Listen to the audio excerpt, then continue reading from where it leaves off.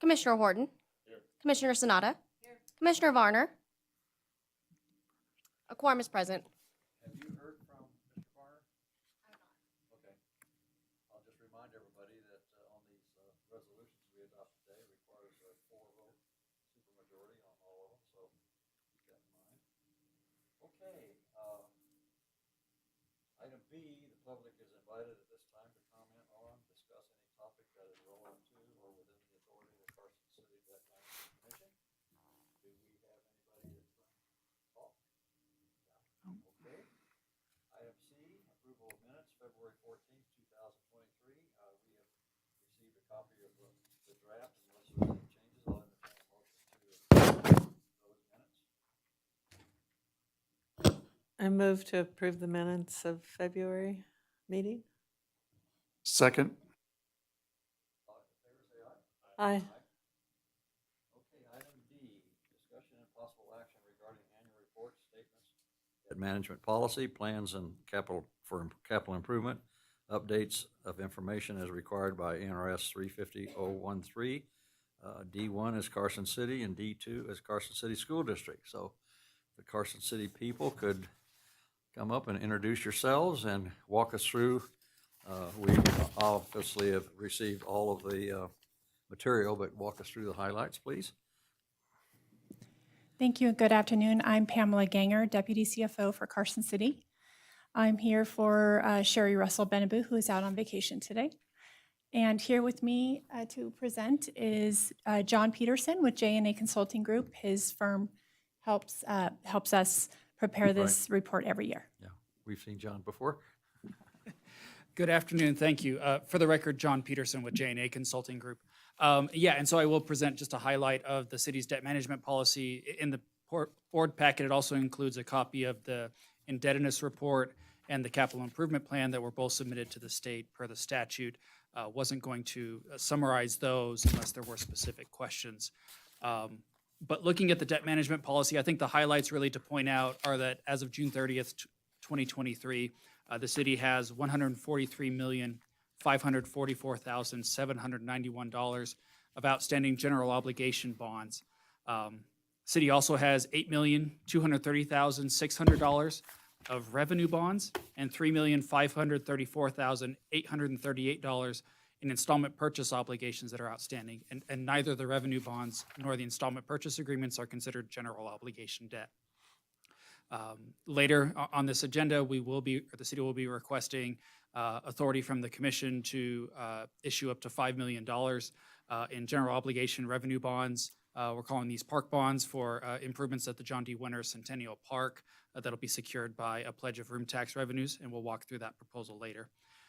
Another highlight that I would like to bring up is that out of the city's outstanding general obligation debt, approximately 65% of that is paid from revenues of the city's utilities funds, water, stormwater, and wastewater. And as of June 30th, 2023, the city has approximately $184,777,645 of remaining statutory debt limit available. And that's kind of like checks in your checkbook. Just because you have the debt limit available doesn't mean that you are going to issue that debt or have plans or affordability to issue all that debt. Scrolling through the report, the next item I'd like to point out is on page 3, where we talk about the historic debt position of the city, comparing this for the last 5 years, going back to fiscal 2019 versus fiscal 2023. I just want to point out that the city's outstanding general obligation debt has declined by approximately $38 million during that time period. So aggressively paying down debt when the city looks to issue new debt, also looking at short amortizations to make sure that those pay downs occur as quickly as possible. And then moving on, there's a lot of sections here talking about outstanding debt, and maybe just kind of to hit the highlights, when we look at the the various bonds that are outstanding. So starting on page 8, with the quality of life tax, there's a 0.25% sales tax within the city, $4,080,000 of outstanding bonds that are secured by that pledge of revenues. And as you look at the coverage table on page 9, looking at those pledged revenues of about $1.6 million budgeted for fiscal '24 versus the annual debt service of $700,000, 2.3 times coverage. So good coverage there, expecting that those will not require any kind of levy of a property tax by the city. Next, on page 10, with the infrastructure sales tax, we issued bonds earlier this year for this program, and so currently the city has $17,105,000 of outstanding bonds secured by the infrastructure sales tax. It's a 1/8% sales tax. And looking at budgeted revenues for 2024, just under $2 million in budgeted revenues versus annual debt service of just over $1 million, so about 1.9 times coverage. Again, looking very solid on that. No expectation that those would require the levy of a property tax. The standard requirement is 1, right? Yes, the minimum is 1. Which one? Okay. And we'll walk through all these unless you want me to shorten this up, but all of them are more than 1. Yeah. Consolidated tax is next on page 12, $24,705,000 outstanding. The city is only able to pledge 15% of the consolidated tax that it receives or that's distributed to it. So consolidated taxes in the city, but budgeted for 2024, just over $42 million, gives us pledged revenue of $6.4 million, annual debt service of $2.8 million, and again, 2.3 times coverage. Page 14 on the V&T infrastructure sales, or the V&T sales tax, another 1/8% sales tax, $2.9 million is outstanding. Annual debt service of $1 million and pledged revenues of just under $2 million. So about 1.9 times coverage again, in excess of that 1 times coverage that you mentioned. Finally, we get to the utility bonds. This is the majority of the city's outstanding general obligation debt. First, we have bonds that are secured by the city's water utility, $47,437,442 outstanding as of June 30th, 2023. These are secured by a net pledge of the water system, so it's gross revenues minus operating and maintenance expenses are the pledged revenue to those bonds. Pledged revenue is $8.9 million versus debt service of $5 million, so about 1.77 times coverage there. The city also has approximately $1.3 million of medium-term GO debt that is paid from the water system. And so this coverage table on page 17 adds up the general obligation revenue bonds as well as the medium-term bonds for that combined debt service that's being paid out of this fund. That number maxes out at about $5.67 million. And again, plenty of coverage. 1.57 is kind of our low point for the next couple of years through fiscal 2027. On to the city's wastewater utility, or some may call it the sewer fund. As of June 30th, 2023, outstanding $37,613,293 of general obligation revenue secured bonds. Pledged revenues from the wastewater utility are just under $10 million and annual debt service of $4,080,000 for coverage of 2.4 times. City also has about $536,000 of medium-term bonds. These are not secured by a pledge of the wastewater system, but they are paid from those revenues. And so looking at page 21, we see that the combined coverage based on the revenues to pay these bonds and the GO bonds is about 2.4 times on the low point in fiscal 2024, and that coverage improves slightly from then on out. Finally, stormwater system bonds, $4.97 million outstanding as of June 30, 2023. Pledged revenues are budgeted in fiscal 24 of $1.8 million, annual debt service of $441,000, and so coverage on those bonds is just over 4 times. There's also $819,000 of medium-term bonds that are paid from the stormwater system. And so adding all of that together, looking at the table on page 24, we have the low coverage point of 2.09 times. So again, plenty of revenue from the stormwater fund to pay its debt.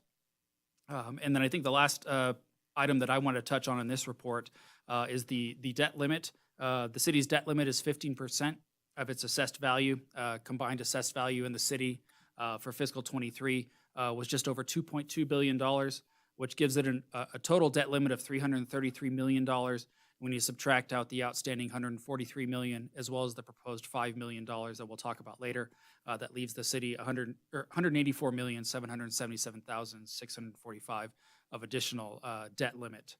And that concludes my summary, and just pause there and see if there are any questions. Any questions of the commission? Okay. Are you going to continue, or? I think we're done here unless you had any additional questions. Okay. And since each item, the school and the city report is agendized separately, then we should make a motion separately on each. Okay. I will, unless there's any other questions, I will entertain a motion to accept the city's report. So moved. Second. Okay, all those in favor say aye. Aye. All righty. D2 is the Carson School District.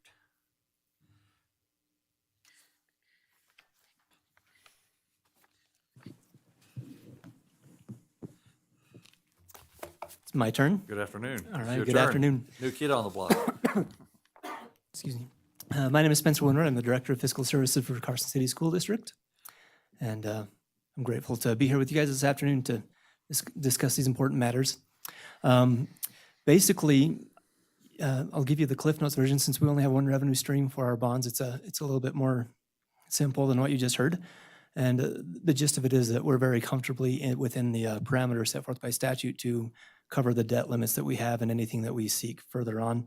Any questions you may have for the information that's been submitted in our debt management policy, I'm welcome to entertain those, but keep in mind we will be discussing all that information in a little bit greater detail in 2 agenda items.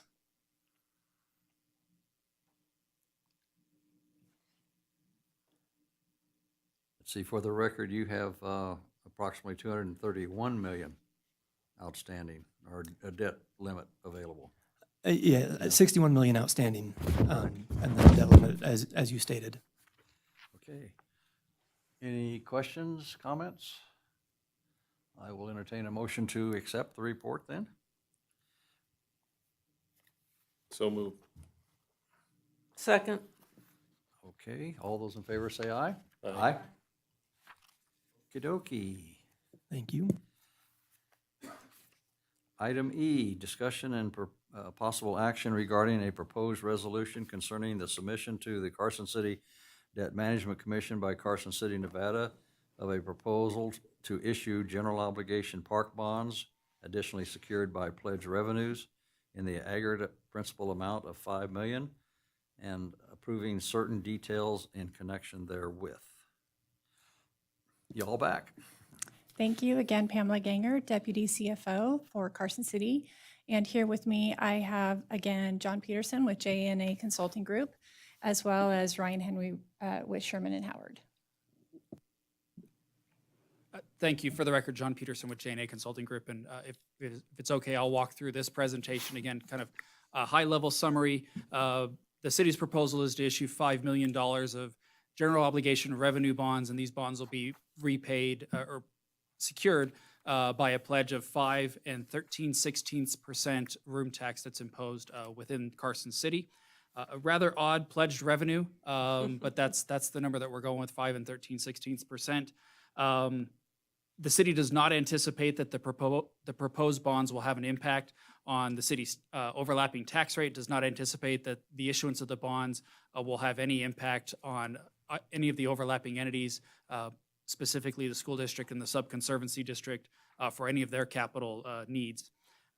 If you have the backup material in front of you, just a couple of things a couple of the tests that we want to walk through.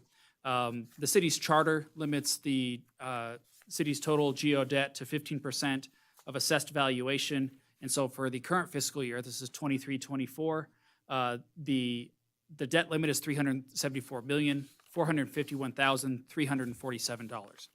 Additionally, for this series of bonds, because this is a bond for recreation purposes under statute, state statute limits the city to issuing no more than 3% of its assessed value for these kind of bonds. So there's two tests on this one. Normally there's one. But for fiscal year 23-24, that means that the maximum amount that we could issue for recreation bonds, that would be bonds that are secured by the room tax, is $74,890,269. Looking at page 2 of the backup materials, you can see the tables of outstanding debt. Currently, the city has $141,501,018 of outstanding geo debt. It has no geo debt that's outstanding that's secured by the proposed pledge revenues. So we'll see that come up later in the presentation material.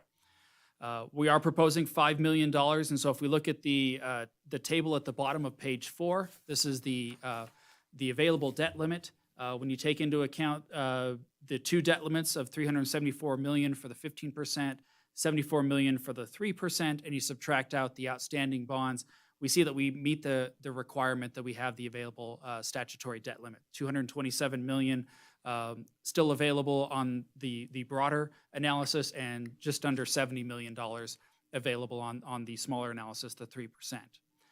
John? Yes. Maybe because we're using or looking at this one particular source, when did the 3% debt limit come into?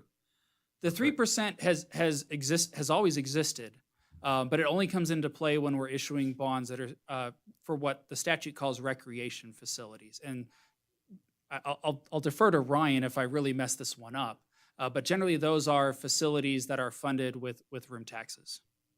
Okay. Ryan, anything to add on that one? No, for the record, Ryan Henry from Sherman and Howard, that is correct. This is a specific debt limit for bonds that finance recreational facilities, and that definition is broad, but includes parks. So that's why the Centennial Park project has that separate debt limit associated with it. But as John mentioned, city currently has no bonds outstanding for recreational facilities, and so assuming this goes forward, there'd only be $5 million to count against that 3% debt Right. limit for recreational So facilities. it doesn't apply to our quality of life bonds? No, it should not. Okay, good. I had just not heard of it. Thank you. Yeah, apologize. It's a little bit unusual. It applies to all of the governments in the state. So not only Carson City, this 3% would also apply to Clark County, Las Vegas, Reno, et cetera. Right, okay. Looking at, and I'm sorry, are there any more questions on the 3% before I move on?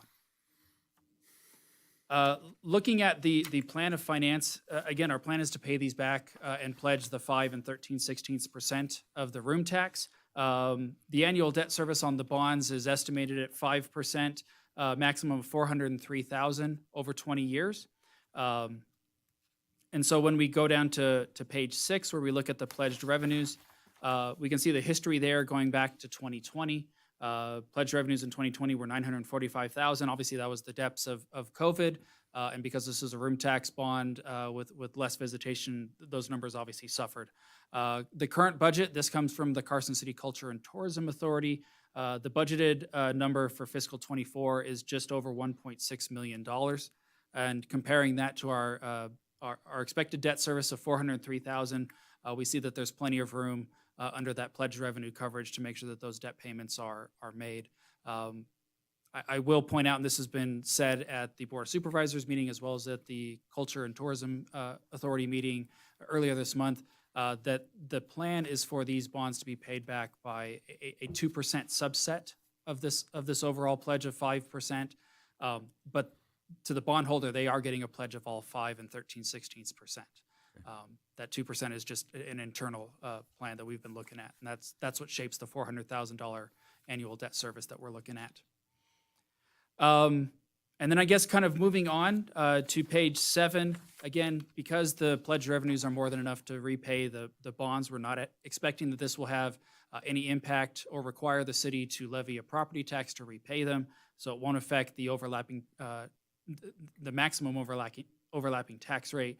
The current max rate in Carson City is $3.57, and the maximum in the state is $3.64, but it's really $3.66 because the state levies 2 cents that are outside of that cap. So there's a little bit of room there. And again, we are expecting that the bonds will be repaid by these revenues, so no need to levy a property tax, not expecting that it would preclude any of the overlapping governments in Carson City from funding any capital projects. We're not aware of any plans that have been put forward by the school district or the sub-conservancy district. But I'll pause there and see if there are any questions. We would recommend approval if there are not. Any questions? Okay, somewhere back here buried is the resolution. I'll read it. Okay, I move to approve Resolution 2023-DMC-R1, a resolution concerning the submission to the Carson City Debt Management Commission by Carson City, Nevada, of a proposal to issue general obligation park bonds, additionally secured by pledged revenues in the maximum aggregate principal amount of $5 million, concerning action taken thereon by the commission and approving certain details in connection therewith. okay. Do we have a second? Second, okay. Any other questions or comments of the presenters? All those in favor say aye. Aye. Aye. And I will note for the record, 4 votes were given to that, and thank you all for your presentation. Thank you.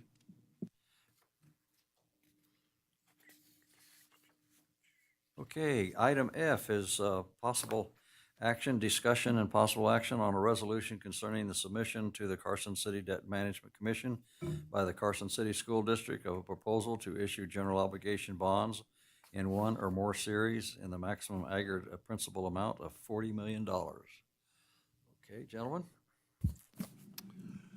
Good afternoon. For the record, I'm Marty Johnson with J&A Consulting Group. We also have Spencer Winward from the school district and Ryan Henry Bond Counsel. You've got a financial presentation somewhat similar to the one that you just went through for the city's proposal that I'd just like to very briefly go through and outline the criteria. Most of the criteria are the same in terms of the debt limit and the impact on the overlapping tax rate. However, because these are rollover bonds from the school district, there are 2 additional criteria that you need to review and make a finding on related to the ability to repay the outstanding and proposed bonds from the revenues of the district's current 43-cent property tax rate, and then that the reserve account, which is essentially an amount of money that's held in the district's debt service fund, is equal to the minimum required reserve. And again, we'll walk through all of those calculations here as we go through this package. So first of all, let's just, sorry, I'm trying to turn pages here. Skip through to page 4, where we have the outstanding bonds. And as you discussed with the debt management policy, the district has $61.8 million of bonds outstanding. If you'll flip the page over, you'll see that we're proposing to issue $40 million of bonds. 25 million of that would be issued here in the next 4 to 6 weeks, and then the remainder would be done in approximately 2.5 years or so. And again, those estimated amounts are 25 and 15, but not to exceed $40 million. If you look at the table there on the bottom of page 5, you'll see that we've got $375 million roughly of debt limit available to us. Assuming that that entire $40 million was issued up front, that would take us to $101 million of outstanding and proposed bonds, which still leaves us plenty of debt limit at just over $270 million. So we have met that criteria in terms of this proposal. If you'll flip over to page 7, the next one is the tax rate, and buried within that is also the finding on the ability of the district to repay these bonds with the existing 43-cent levy. You can see there on page 7 the pro forma debt service for both the 2023 bonds and the 2026 bonds. We've assumed about a 4.10% for the bonds that we'll issue in the next month, and 5% on the bonds that we'll issue 3 years from now. And you can again see all of those payments for that $40 million of bonds. If you'll flip to page 8, you can see the outstanding bonds and the proposed bonds, and then what that grand total debt service results in. maximum debt service of approximately $8.6 million in any given fiscal year based on these pro forma numbers. And then if you'll flip over one more page to page 9, you can see the projected property tax revenues. Those are the estimated and budgeted numbers for 2023 and 2024. And then we've assumed 3% growth through 2026. And then you can compare those projected revenues to the total debt service, outstanding and proposed, and see that in each and every year we have sufficient revenues to repay the bonds. If something were to happen before we get to 2026 and issue that remaining 15, that the property tax revenues don't support those bonds, then the district will not be able to issue them. We have to be able to meet this finding in order to issue those bonds. And then if you'll flip over to page 10, here's where we walk through the reserve account information. As I mentioned, the reserve account is held within the district's debt service fund. The revenues generated by that 43-cent property tax rate go into the district's debt service fund. They do not go through the general fund. They cannot be used for operations. They can only be used to repay debt, and under certain circumstances can be transferred out to pay cash for capital projects. You can see here that we've run through an estimate out through 2026 of what the property tax revenues will be, the debt service, and the ending balance you can see in 23 is estimated at 5.9 million. We're projecting it could get as high as 7.4 million in 2026. And then at the very bottom, you see what that required reserve is. Under the terms of NRS 350, under which these bonds are issued, that reserve account is the lesser of 10% of the outstanding and proposed par amount of the bonds, or 50% of next year's debt service. And in this case, it's generally the 50% of next year's debt service is what ends up being our operative number there for the required reserve. And you can see that in each and every year, we have well in excess of that amount in the debt service fund. So again, the criteria that we had were the impact on the overlapping tax rate, which we've met because we're going to be able to pay these within the 43 cents, which is also one of the criteria from the rollover bonds, and then the balance in the district's reserve account in the debt service fund. So with that information, if you have any questions, we would be happy to answer them. Did the legislature place a time limit on the rollover provisions, or is that pretty open-ended? So in 2021, the district extended the termination of the rollover program to 2035 in terms of the authority to issue bonds or to transfer monies out for pay-as-you-go projects. The authority to levy a tax rate continues as long as the district has debt outstanding. Okay. Don? Mary? Question? So there is no specific projects associated with these bonds? It's just to be used in the future for? No, we do have specific projects. Our 5-year capital improvement plan Okay. details where those will be used, primarily for the maintenance of our buildings and upkeep to keep our assets maintained as opposed to aged assets is the primary focus of these. Remodel restrooms, HVAC. Roofs, Yes. all the things to keep the buildings from falling down. That have become much more expensive in the last 5 years. Yeah.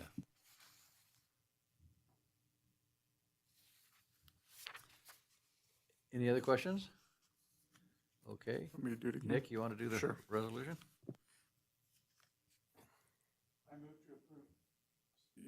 I move to approve Resolution 2023-DMC-R-2, a resolution concerning the submission to the Carson City Debt Management Commission by the Carson City School District of a proposal to issue general obligation bonds in one or more series in the maximum aggregate principal amount of $40 million, concerning action taken thereon by the commission and improving certain details in connection therewith.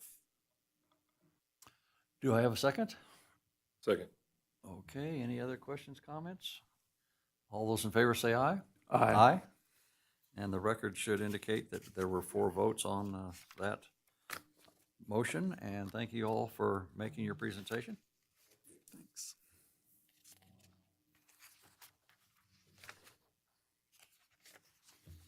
Okay, item G and H are normal things we act on each year. G is discussion and possible action regarding the percentage of limitation on the total ad valorem tax levy as required by NRS 350.0155. The last year and for a number of years prior to that, we set 90% as the limit, unless there's any suggested changes. I think we can go down to 75% in the statute, but we've set 90%. Right. If there's no suggested modification, I'll just entertain a motion to continue with the 90% limit. So moved. Second? Okay, any comments, questions? All those in favor say aye. Aye. And the other thing is item G, a discussion and possible action regarding the percentage, H, discussion and possible action regarding priorities among essential and non-essential facilities and services as required by NRS 350.0155. And again, we have routinely set, if I can get my fat little fingers going here, public safety first, education second, and health third. So no suggested modification to that. I'll entertain a motion to continue those priorities for the next year. So moved. Okay. Second. A second. All those in favor say aye. Aye. Okay, thank you. Time and date for the next meeting. We normally, goodness gracious, we're talking about 2024 already. Yep. Does everyone have a calendar? I've got extra copies here if you don't. We normally meet 13th-ish, 14th-ish, or 20th. Everyone okay with possibly, is there any conflict with this room for the 20th of February? Does anyone know? Are we first in line? Okay, let's Either one of those days is let's fine go with me. February 20th at 1:30. And unless there's any conflict that comes up, you all can notify us. I'll entertain a motion to go with Friday, or February 20th at 1:30 for our next meeting. We need to make a motion. Yeah. So moved. Second. All those in favor say aye. Aye. Okay, and item J, public comment. The public is invited at this time to comment on any matter that is not specifically included on the agenda as action item. No action may be taken as a matter raised under this item of the agenda. I see no public comment, so I will call this meeting to adjournment. Thank you all for coming, and thanks for the presentations. Always very enlightening.